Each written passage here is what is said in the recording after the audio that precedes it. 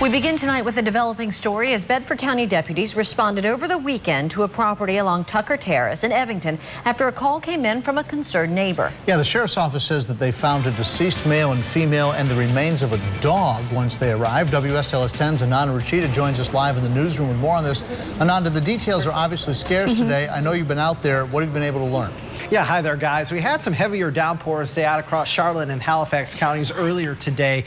Now the picture is not quite as wet.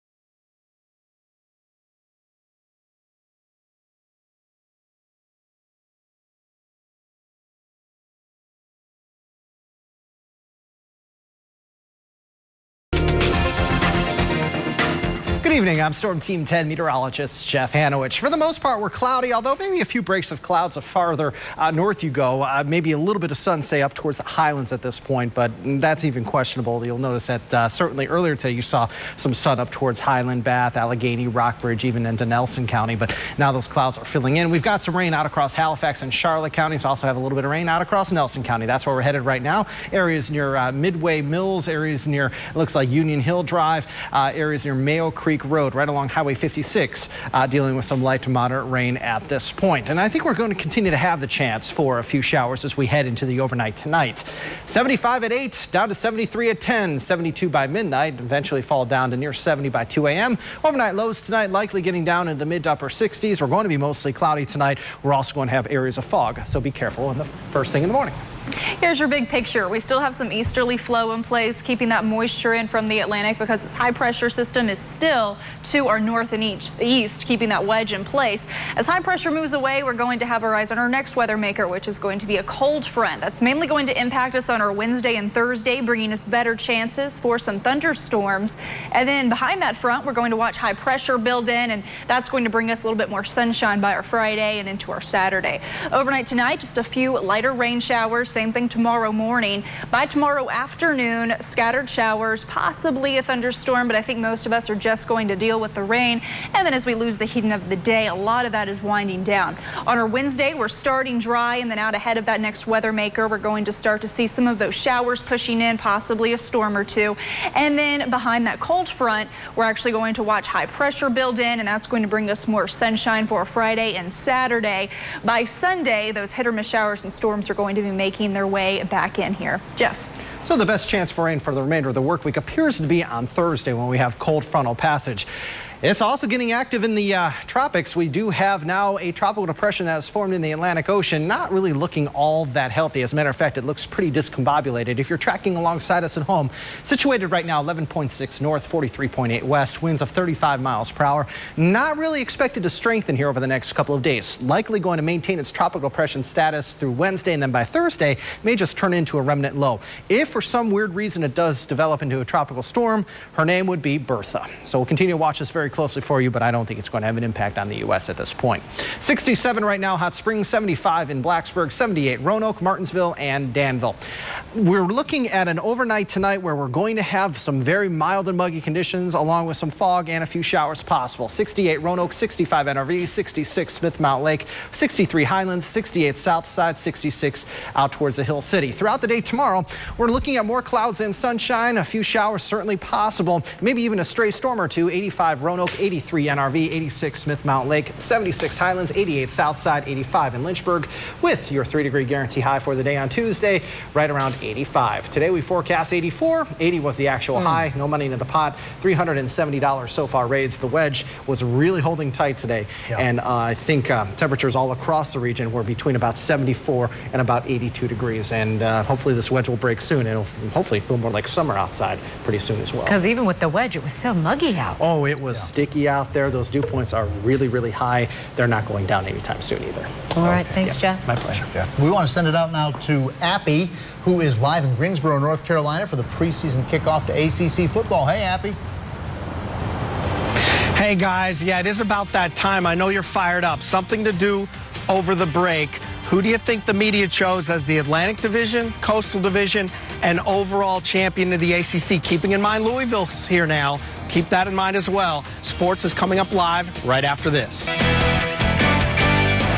All right, we're back live at the Grand Over Resort for the ACC kickoff. And usually in sports, you get put in one of two categories. You're either rebuilding or you're reloading. But frankly, I don't think Virginia or Virginia Tech fit either category at all, because these two teams aren't exactly what they appear to be at first glance.